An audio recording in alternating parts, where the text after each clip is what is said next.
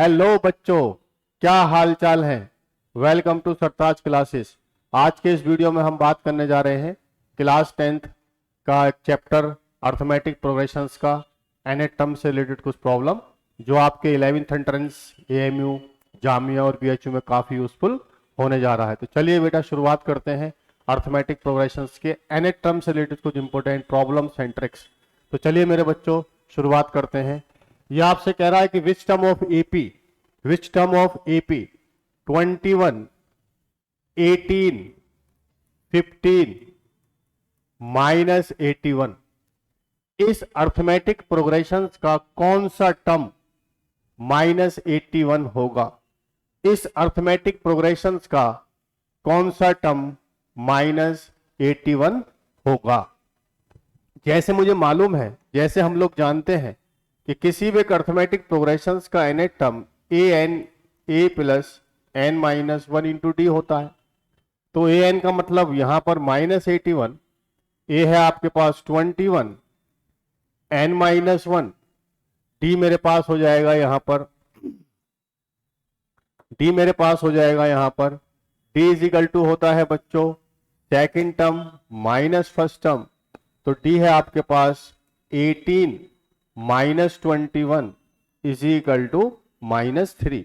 तो यहां पर जो d है वो है मेरे पास कितना -3। तो ये हो जाएगा -81 इज इक्वल टू, ये -3 है तो 21 माइनस का 3n plus 3, -81 -21 -3 is equal to minus का 3n। ये आपका हो जाएगा 1245, ये हो जाएगा आपका 105 -105 -3n। तो n इज इक्वल टू हो जाएगा 105 डिवाइड बाई 3, ये आपका हो जाएगा बच्चों 35। तो 35वां टर्म इसका -81 होगा। तो इसके हिसाब से हमारा ऑप्शन आ जाएगा बी, ऑप्शन आ जाएगा हमारे पास बी। चलिए बेटा नेक्स्ट क्वेश्चन देखते हैं। If an AP whose third term is 5 and 7th term is 9, then 20th term, अगर इस AP का third term is 5, A3 is 5, A7 is 9, इस अर्थमेटिक प्रोग्रेशंस का जो थर्ड टर्म है वो 5 है और जो आपका 7th टर्म है वो 9 है। तो A3 का मतलब आपका हो जाएगा बच्चों A plus 2D is equal to 5, ये मेरे पास हो जाएगी इक्वेशन नंबर 1, ये मेरे पास हो जाएगा इक्वेशन नंबर 1। इसी तरीके से हमारे पास A7, हमारे पास है A7 का मतलब होगा आपके पास A plus 6D is equal to 9, ये मेरे पास हो जाएगी इक्वेशन नंबर 2, ये मेरे पास हो जाएगा इक्वेशन नंबर 2। अब मुझे इसको सॉल्व करना है system of linear equation in 2 variable. तो अगर मैं इन दोनों को माइनस कर दूं, माइनस माइनस माइनस, तो ये आ जाएगा बेटा माइनस का 4D इज इक्वल टू -4, तो D इज इक्वल टू आपका हो जाएगा 4 divide by 4 is equal to 1, तो D इज इक्वल टू कितना आ जाएगा 1। अब मैं इस D की वैल्यू कहां पुट कर सकता हूं, इक्वेशन फर्स्ट या सेकंड में। तो ये आपका हो जाएगा बेटा A plus 2 into D is equal to 5, यह है आपके पास A plus 2 into 1 is equal to 5, A plus 2 is equal to 5, A is equal to 5 minus 2 is equal to 3। तो इस तरीके से मैंने इस अर्थमेटिक प्रोग्रेशंस का पहला टर्म और कॉमन डिफरेंस कैलकुलेट कर लिया। अब मुझे कैलकुलेट करना है बेटा 20th टर्म। अब मुझे कैलकुलेट करना है बच्चों 20th टर्म। तो A20 मतलब हो जाएगा A plus 20 minus 1 into D, A plus 19D, A है मेरे पास 3, A है मेरे पास 3 प्लस 19 इंटू D है मेरे पास 1, तो ये हो जाएगा बेटा 3 प्लस 19 इज इक्वल टू 22। तो इसका 20वां टर्म जो होगा वो 22 होगा। तो इस तरह से इसका आंसर मेरे पास आ जाएगा C। तो C is the correct answer. तो चलिए बेटा नेक्स्ट क्वेश्चन। तो बेटा अर्थमेटिक, किसी एक अर्थमेटिक प्रोग्रेशंस का A18 और A11 का रेशियो मेरे पास कितना है? 3/2 है। तो A18 को लिख सकता हूं मैं A17D divide by A plus 10D is equal to 3/2। Cross multiply कर लेंगे 2A plus 34D is equal to 3A plus 30D। तो ये हो जाएगा 2A minus 3A is equal to 30D minus 34D। तो ये आ जाएगा minus A is equal to minus का 4D। तो A is equal to A हो जाएगा आपके पास, A आपके पास हो जाएगा, A आपके पास हो जाएगा 4D। A is equal to 4D। तो यहां पर मैंने A की वैल्यू कैलकुलेट किया, A is equal to 4D। अब मुझे निकालना है 21st टर्म और 5th टर्म का रेशियो, मतलब A21 divide by A5। A21 A plus 21 minus 1 into D upon A plus 5 minus 1 into D. तो ये हो जाएगा A plus 20D divide by A plus 4D। अब मैं यहां से A की वैल्यू इस इक्वेशन में पुट कर सकता हूं। तो ये हो जाएगा बच्चों A का मतलब 4D plus 20D upon 4D plus 4D। ये हो जाएगा 24D divide by 8D। D से D कैंसिल आउट हो जाएगा, ये आपका आएगा 3/1। तो A21 रेशियो A5 हो जाएगा 3/1। इसका आंसर हो जाएगा 3/1। तो इसके हिसाब से हमारा आंसर हो जाएगा 3/1। चलिए बेटा नेक्स्ट क्वेश्चन करते हैं। The first 3 terms of an AP respectively 3y minus 1, 3y plus 5 और 5y प्लस 1 है। तो बच्चों जब किसी भी एक अर्थमेटिक प्रोग्रेशंस के 3 टर्म्स अगर AP में होते हैं, अगर मैंने आपसे ये कहा कि मेरे पास 3 टर्म्स हैं ABC, अगर ये AP में है तो इनका कॉमन डिफरेंस बराबर होगा B माइनस A बराबर C माइनस B, या B प्लस B बराबर A प्लस C, या 2B is equal to A plus C। जब किसी भी एक अर्थमेटिक प्रोग्रेशंस के 3 टर्म्स AP में होते हैं तो उसके बीच वाले टर्म्स का डबल इन दोनों के सम के बराबर होता है। बीच का डबल रिमेनिंग दोनों टर्म्स के सम के बराबर होता है। तो बेटा ये कह रहा है आपसे कि मेरे पास 3y minus 1, 3y plus 5, 5y plus 1 AP में है। अगर 3 टर्म AP में है तो मिडिल टर्म का डबल ये हो जाएगा 2 times 3y plus 5 is equal to दोनों टर्म का sum 3y minus 1 plus 5y plus 1। तो ये हो जाएगा 6y plus 10 is equal to ये हो जाएगा 3y minus 1 plus 5y plus 1। तो ये हो जाएगा आपका 6y plus 10 is equal to 8y। 1 से माइनस 1 कैंसिल आउट हो जाएगा। तो ये हो जाएगा 6y minus 8y is equal to minus 10, या माइनस का 2y is equal to minus 10। तो हम यहां पे कह सकते हैं y is equal to 10 divide by 2, या y हो जाएगा मेरे पास 5। तो y की वैल्यू आ जाएगी मेरे पास 5। तो आप इसको याद रखेंगे बच्चों कि जब किसी एक अर्थमेटिक प्रोग्रेशंस के 3 टर्म्स की मैं बात कर रहा हूं तो 3 टर्म्स में मिडिल टर्म का डबल हमेशा दोनों टर्म के सम के इक्वल होता है। The middle term of AP 7, 13, 19, ये मेरे पास एक AP है। 7, 13, 19, 247। इस अर्थमेटिक प्रोग्रेशंस का अगर देखा जाए तो पहला टर्म जो है वो 7 है और common difference 19 minus 13 is equal to 6 है। तो मुझे इस अर्थमेटिक प्रोग्रेशंस का मिडिल टर्म कैलकुलेट करना है।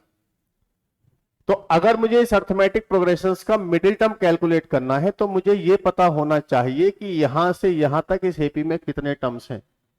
अगर टर्म्स ऑड है तो उसके हिसाब से मिडिल टर्म अलग आएगा, अगर नंबर ऑफ टर्म्स इवन है तो इनके हिसाब से हमारा क्या आएगा बेटा, मिडिल टर्म की वैल्यू अलग आएगी। तो इस अर्थमेटिक प्रोग्रेशंस का मिडिल टर्म बताने के लिए मुझे सबसे पहले नंबर ऑफ टर्म्स कैलकुलेट करने पड़ेंगे। तो चलिए बेटा, तो अगर देखा जाए तो इस अर्थमेटिक प्रोग्रेशंस का ये लास्ट टर्म जो है, ये मेरे पास ए एन है, ये मेरे पास क्या है, ए एन। तो ए एन इजिकल टू कितना है, 247। अब ए एन इजिकल टू होता है a plus n minus 1 into d is equal to 247। A की वैल्यू है मेरे पास 7 प्लस एन माइनस 1, डी है मेरे पास 6 इजिकल टू 247। तो ये हो जाएगा n minus 1 into 6 is equal to 247 minus 7 is equal to 240। तो ये हो जाएगा n minus 1 into 6 is equal to 240, या एन माइनस 1 हो जाएगा 240 डिवाइड बाई 6 40 एन माइनस 1, तो एन इजिकल टू हो जाएगा आपके पास 41। तो अगर देखा जाए तो इस अर्थमेटिक प्रोग्रेशंस के अंदर जो नंबर ऑफ टर्म्स हैं वो हमारे पास 41 है। वो हमारे पास कितने हैं बच्चों, 41 है। ये हमारे पास कितने हैं बच्चों, 41 है। तो 41 टर्म्स हमारे पास ऑड है, और किसी भी एक प्रोग्रेशंस के अंदर अगर नंबर ऑफ टर्म्स ऑड होते हैं तो हमारा जो मिडिल टर्म होगा, हमारा बच्चों जो मिडिल टर्म होता है उसकी वैल्यू हम कैसे कैलकुलेट करते हैं। तो middle term is equal to n plus 1 divide by 2 th term. अगर किसी भी सीक्वेंस में हमारे पास नंबर ऑफ टर्म्स ऑड है तो मिडिल टर्म होता है n plus 1 by 2 th term. अगर आप यहां पर देखेंगे तो मिडिल टर्म की अगर मैं बात करता हूं आपसे तो 41 plus 1 divide by 2 th term. तो यह आपका हो जाएगा बेटा 42 डिवाइड बाई 2, 42 डिवाइड बाई 2 मतलब आपका हो जाएगा यह आपका हो जाएगा 42 डिवाइड बाई 2 टीएच टर्म। यह आपके पास हो जाएगा 21st टर्म। यह आपके पास हो जाएगा 21st टर्म। तो 21st टर्म अगर मुझे निकालना है, तो A21 is equal to A plus 20D। तो A मेरे पास है 7 और 20 इंटू D मेरे पास है बेटा कितना, D मेरे पास है 6। तो ये हो जाएगा 7 प्लस 120 127। तो इस अर्थमेटिक प्रोग्रेशंस का जो मिडिल टर्म होगा, वो 21st टर्म होगा, और उस 21st टर्म की वैल्यू 127 होगी। इसका मतलब इस अर्थमेटिक प्रोग्रेशंस का जो मिडिल टर्म था वो 21st टर्म था। तो इस बात को आपको याद रखना है कि जब भी किसी एक अर्थमेटिक प्रोग्रेशंस के मिडिल टर्म की वैल्यू की बात कराएगा तो हमें ये देखना है कि उस अर्थमेटिक प्रोग्रेशंस में नंबर ऑफ टर्म्स कितने हैं। इवन अगर होंगे तो उसका एक अलग मेथड होता है, ऑड अगर होते हैं तो ये होता है n plus 1 by 2 th term. इस तरह से हम इसका मिडिल टर्म कैलकुलेट कर सकते हैं। तो चलिए बेटा नेक्स्ट क्वेश्चन करते हैं। If the pth term of an AP is Q and qth term is P, then P plus Q tth term। एक जबरदस्त क्वेश्चन है बेटा, जरूर आते हैं इस तरह की प्रॉब्लम। ये एक स्पेशल टाइप की सीक्वेंस, स्पेशल टाइप का प्रोग्रेशन होता है, अर्थमेटिक प्रोग्रेशन। वो आपसे कह रहा है कि साहब एक अर्थमेटिक प्रोग्रेशन है, ए पी बराबर क्यू है और यहां पर ए क्यू बराबर पी है। तो कह रहा है कि इसका p plus P plus q eight term कितना होगा। तो P plus q eight term निकालने के लिए मुझे ए और डी कैलकुलेट करना पड़ेगा। तो चलिए बेटा ए और डी कैलकुलेट करते हैं। ए पी का मतलब हो जाएगा a plus p minus one into d is equal to q. Q eight term हो जाएगा a plus q minus one into d बराबर पी। ये मेरे पास इक्वेशन नंबर 1 है और ये इक्वेशन नंबर 2 है। अब मैं इन दोनों को सॉल्व कर लेता हूं। Minus minus minus cancel out हो जाएगा। ये हो जाएगा d p minus one minus q minus one into d is equal to q minus p. तो डी अगर कॉमन लिया जाए तो p minus one minus q plus one is equal to q minus one. तो d is इक्वल d हो जाएगा मेरे पास, प्लस माइनस कैंसिल आउट हो जाएगा। ये बचेगा आपके पास p minus q is equal to q minus p. d is equal to हो जाएगा q minus p divide by p minus q, या d को हम माइनस कॉमन ले सकते हैं तो ये हो जाएगा p minus D divide by p minus Q. ये कैंसिल आउट हो जाएगा तो d इज इक्वल टू हो जाएगा -1। तो इस तरह के अर्थमेटिक प्रोग्रेशन में जब कभी भी आपको ये चीज दिखाई देगी, अगर मैं आपसे ये कहता, बच्चों जरा समझना है इस चीज को, अगर मैं आपसे ये कह रहा होता कि किसी भी एक अर्थमेटिक प्रोग्रेशन का 5वां टर्म 4 है और चौथा टर्म अगर मेरे पास 5 है, तो ये अंडरस्टूड है कि डी की वैल्यू मेरे पास हमेशा -1 होगी। पहला इंपॉर्टेंट रिजल्ट इस कॉन्सेप्ट पर कि जब भी एक pth टर्म q के बराबर होगा, qth टर्म p के बराबर होगा, तो उसमें d की वैल्यू हमेशा -1 आएगी। इस d को आप हमेशा याद रखेंगे, इस d को आप हमेशा याद रखेंगे कि d की वैल्यू हमेशा कितनी आएगी, -1। तो इस तरह से मैंने d की वैल्यू कैलकुलेट की -1। अब बेटा अगर मैं आपसे कहूं कि मुझे a कैलकुलेट करना है, तो आप कहेंगे सर d की वैल्यू में इक्वेशन नंबर फर्स्ट में पुट कर देता हूं। तो a plus -1 is equal to q. तो a minus p plus 1 is equal to q. तो a इज इक्वल टू हो जाएगा q प्लस -1।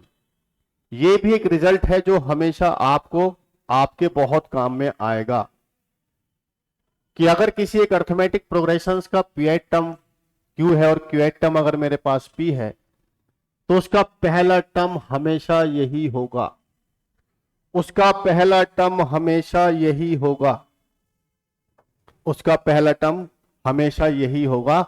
ये हमेशा होगा बेटा, ये टर्म हमेशा रहेगा। तो इसे आप एज अ शॉर्ट ट्रिक भी आप याद रख सकते हैं कि अगर मैं आपसे ये कहता कि किसी एक अर्थमेटिक प्रोग्रेशंस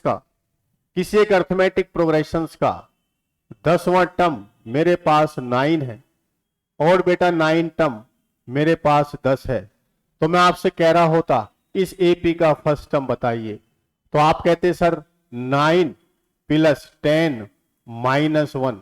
आप यहां पर कहते 19 -1, उसका पहला टर्म सीधा सीधा 18 हो जाता।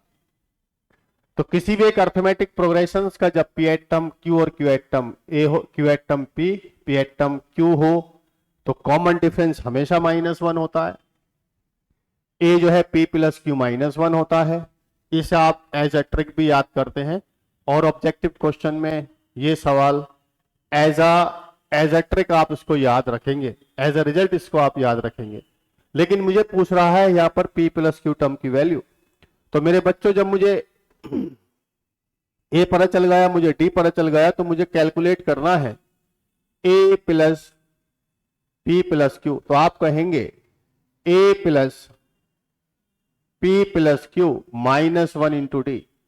a की वैल्यू है मेरे पास p plus Q -1 plus p plus Q -1 into -1। तो ये हो जाएगा बेटा p plus Q -1 minus p minus q plus 1। सारा का सारा कैंसिल आउट हो जाएगा, आंसर 0 आ जाएगा।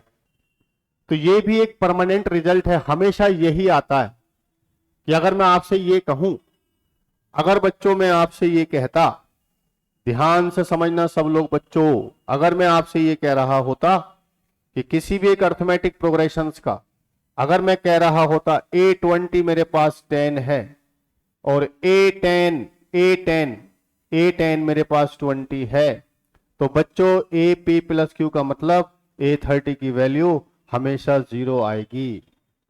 तो किसी भी एक अर्थमेटिक प्रोग्रेशंस का P टर्म Q और Q टर्म अगर P है तो उसके हमेशा रिजल्ट ये कांस्टेंट रहेंगे।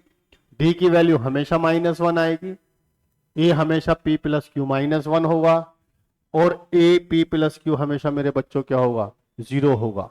तो अगर देखा जाए तो इसके हिसाब से मुझे कैलकुलेट करना था P प्लस Q, तो ये मेरा आंसर आ जाएगा बेटा 0। इस प्रॉपर्टी को, इस सवाल को आपकी सारी प्रॉपर्टी याद रखनी है। चलिए बेटा आगे बढ़ते हैं। The fifth term is 10 and 10th term of an AP is 5, then which term is 0? अगर मेरे बच्चों देखा जाए तो किसी भी अर्थमेटिक प्रोग्रेशंस का 5th टर्म जो है वो 10 है और 10 टर्म जो है मेरे पास 5 है, तो मुझे A15 कैलकुलेट करना है। A15 कैलकुलेट करना है तो आप कहेंगे sir A plus 4D is equal to 10, A plus 9D is equal to 5। अब आप दोनों को सॉल्व कर लेंगे तो यह आएगा माइनस का 5D is equal to 10 is equal to 5, minus का 5D इज इक्वल टू 5, तो D की वैल्यू कितनी आ जाएगी बेटा, -1। ये वैल्यू मैं क्वेश्चन नंबर 1 या सेकंड में पुट कर सकता हूं, तो A plus 4 into -1 is equal to 10, तो A इज इक्वल टू हो जाएगा आपके पास -4 इज इक्वल टू 10, तो A इज इक्वल टू होगा आपका 10 plus 4, A is equal to हो जाएगा आपका 14। ये वैल्यू में A मुझे मालूम हो गया और D मुझे मालूम हो गया। अब मुझे निकालना है इसका कौन सा टर्म 0 होगा, मतलब nth टर्म 0 होगा, an इज इक्वल टू 0, तो an का मतलब हो जाएगा A plus n-1 into d बराबर 0। A है मेरे पास 14, n मुझे कैलकुलेट करना है और ये है मेरे -1 इज इक्वल टू 0, तो ये हो जाएगा बेटा 14 minus n plus 1 is equal to 0, तो -n plus 15 is equal to 0, तो -n इज इक्वल टू -1, तो n की वैल्यू हो जाएगी 15। तो ये तो बेटा एक बहुत ही एक लेंथी मेथड हो गया आपका। अगर ऑब्जेक्टिव में ये सवाल आपके सामने आ जाए तो अभी मैंने आपको बताया था कि किसी भी एक अर्थमेटिक प्रोग्रेशंस में अगर 5वां टर्म 10 है या 10वां टर्म 5 है तो मेरे बच्चों 15वां टर्म डायरेक्ट 0 होगा। इसी तरीके से आपसे अगर मैं ये कहूं कि ये 6 मेरे पास 8 है और आपसे कहा जाए A8 मेरे पास 6 है, तो आप याद रखेंगे बेटा A14 मेरे पास 0 होगा। अगर आपसे ये कहा जाए कि A10 मेरे पास 30 है, आप कहेंगे सर A30 इसका मतलब 10 होगा, और जब मैं A40 कैलकुलेट करना जाऊंगा तो उसका आंसर सीधा सीधा 0 हो जाएगा। तो आप इस ट्रिक को हमेशा याद रखेंगे कि एक स्पेशल अर्थमेटिक प्रोग्रेशन है जहां पर pth टर्म Q है और qth टर्म मेरे पास P है, तो उस दोनों मतलब अगर P प्लस qth टर्म मुझे कैलकुलेट करना है तो वो हमेशा 0 होगा। तो इसके सवाल को मैं ऐसे ना करके सीधा सीधा इसको एक लाइन में भी कर सकता था। तो आपसे ये कह रहा है कि इसका कौन सा टर्म 0 होगा, तो आप इन दोनों को ऐड कर दीजिए, ये आ जाएगा 5 प्लस 10, मतलब इसका 15वां टर्म 0 होगा और इसके हिसाब से मेरा ऑप्शन डी सही हो जाएगा। चलिए अगला question, if pth term is 1 upon q and qth term is 1 upon p, then p qth term is। ये भी एक अर्थमेटिक प्रोग्रेशंस का बहुत ही शानदार सवाल है और इस क्वेश्चन के आने के बहुत ज्यादा चांसेस होते हैं। कहीं कहीं ये सिंपल इसी फॉर्म में आएगा, कहीं कहीं वो आपसे कहेगा कि 10वां टर्म 1/20 और बस 20वां टर्म 1/10, तो इस तरह से आपकी वैल्यू कैलकुलेट कराएगा। तो चलिए बेटा पहले इसको कॉन्सेप्ट समझते हैं कि इसका हम वैल्यू कैसे कैलकुलेट करेंगे। तो किसी भी एक अर्थमेटिक प्रोग्रेशंस का pth टर्म, किसी भी एक अर्थमेटिक प्रोग्रेशन का pth टर्म 1/q है, और बच्चों क्यूएच टर्म जो है वो 1/p है। तो पीएच टर्म का मतलब होगा a plus p minus 1 into d is equal to 1/q।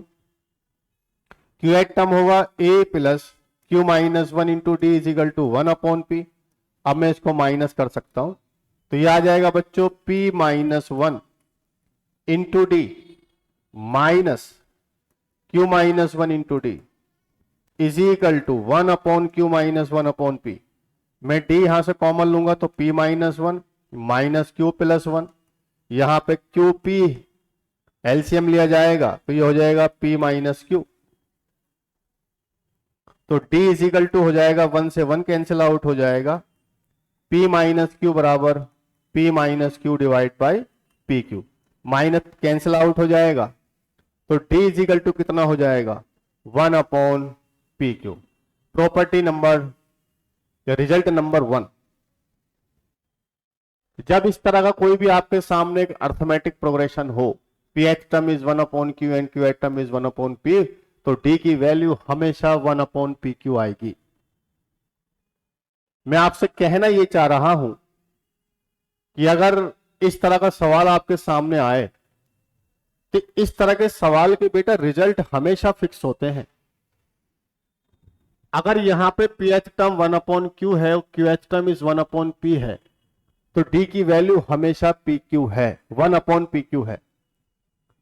अगर मान लीजिए मैं आपसे ये कह रहा होता, अगर बेटा मैं आपसे ये कह रहा होता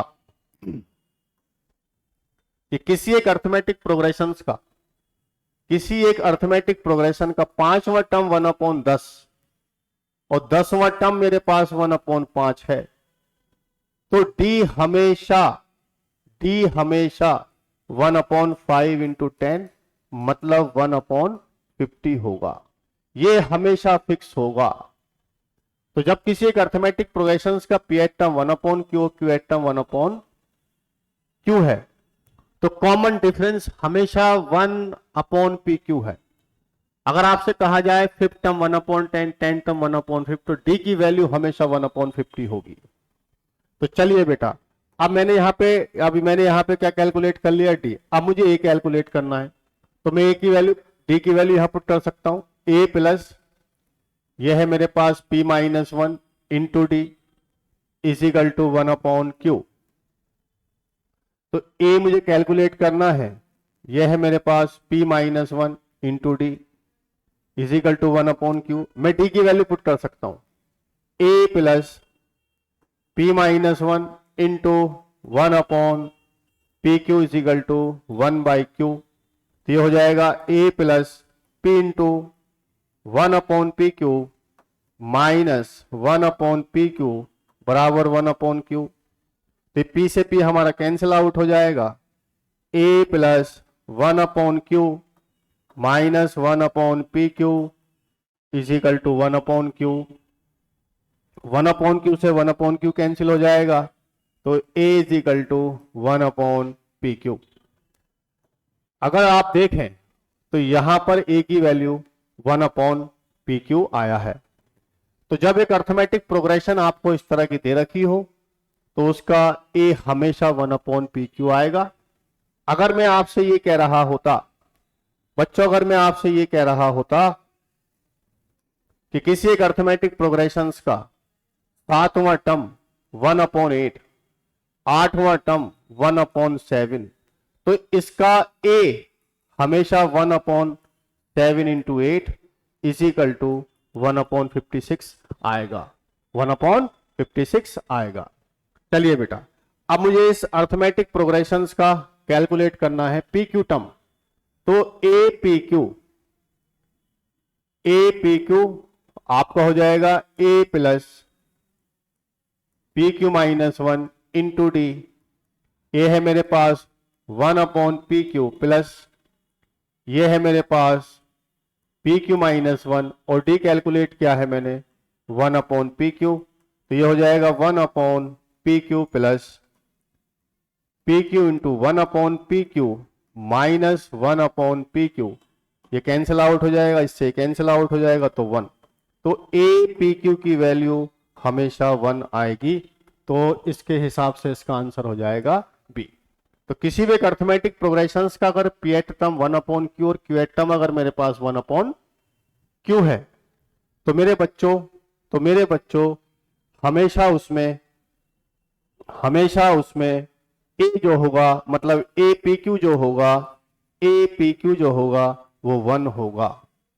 अगर मैं आपसे ये कहता किसी एक अर्थमेटिक प्रोग्रेशन का 5वां टर्म 1/6 है, छठा टर्म 1/5 है, तो ये बात तय है कि उसका A30 हमेशा क्या आएगा बच्चों, हमेशा कितना आएगा 1 ही आएगा। तो प्लीज आप इसको जरूर याद रखें, इसमें ए और डी की वैल्यू सेम होती है जो 1/PQ और PQ की वैल्यू हमेशा APQ हमेशा 1 होता है। तो ये सवाल आपके लिए बहुत ही शानदार क्वेश्चन है। इस कॉन्सेप्ट पे सवाल जरूर आते हैं एंट्रेंस में, तो आप इसको जरूर करिएगा। चलिए बेटा, ये आपसे कह रहा है इफ P टाइम्स ये pth टर्म है, if P times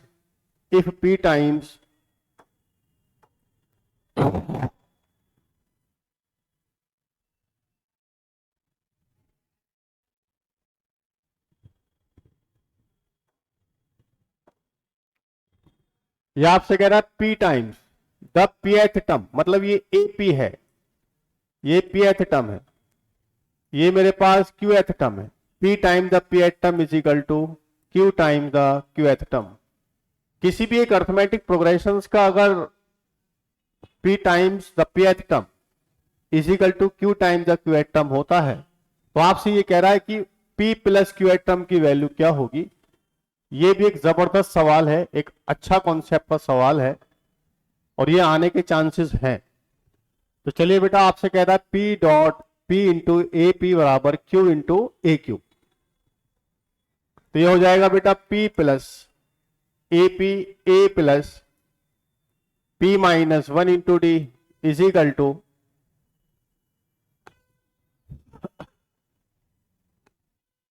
P into A plus P minus 1 into D is equal to Q into A plus Q minus 1 into D।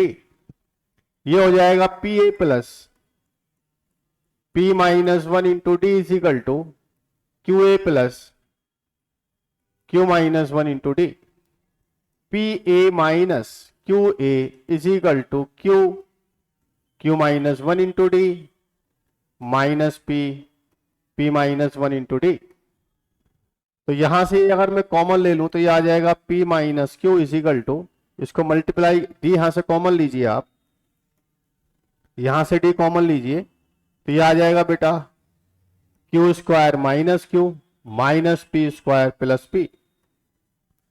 तो AP माइनस Q, इसको आप लिख लीजिए Q square minus P square, arrange कर लीजिए Q square minus P square minus Q plus P। तो ये हो जाएगा आपके पास A P minus Q D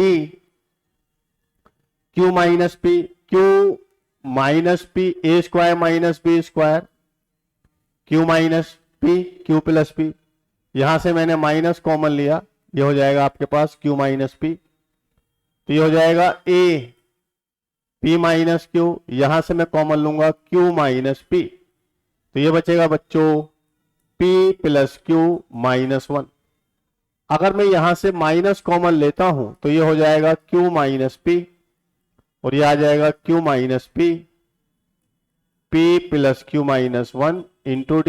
इससे ये कैंसिल आउट हो जाएगा, तो ये आ जाएगा minus A is equal to P plus Q minus 1 into D।